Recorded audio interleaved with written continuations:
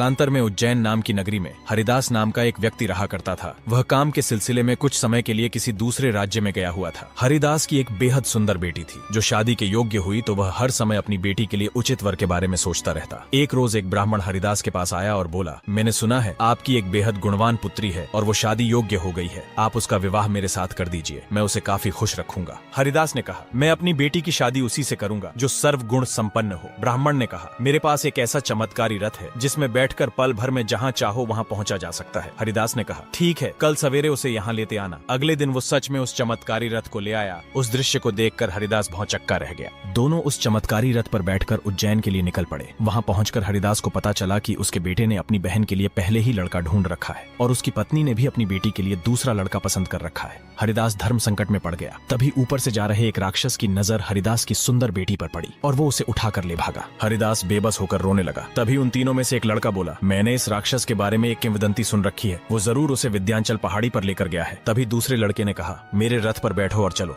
हम पलक झपकते ही वहाँ जा पहुंचेंगे। तभी तीसरा लड़का बोला, मैं शब्द भेदी तीर चलाना जानता हूँ, मैं उसे मार गिराऊंगा। बिना विलंब किए तीनों लड़के और हरिदास उस रथ में बैठे और उस राक्षस की खोज में निकल गए। भटकते भटकते वे चारों विंध्याचल पहाड़ी पर जा पहुंचे। तभी हरिदास की नजर उस विशालकाय दैत्य पर जा पड़ी। वो जोर से चिल्लाया, बच्चों, ये रहा वो राक्षस। दैत्य नगरी में मनुष्यों को आए देख राक्षस उन्हें मारने के लिए दौड़ पड़ा। उन तीनों लड़कों में से एक लड़का बेखौफ उस राक्षस की तरफ बढ़ा और शब्द भेदी बाण के एक ही वार से उस विशालकाय राक्षस को धराशाही कर दिया और उस लड़की को साथ लेकर सभी सकुशल उज्जैन लौट आए।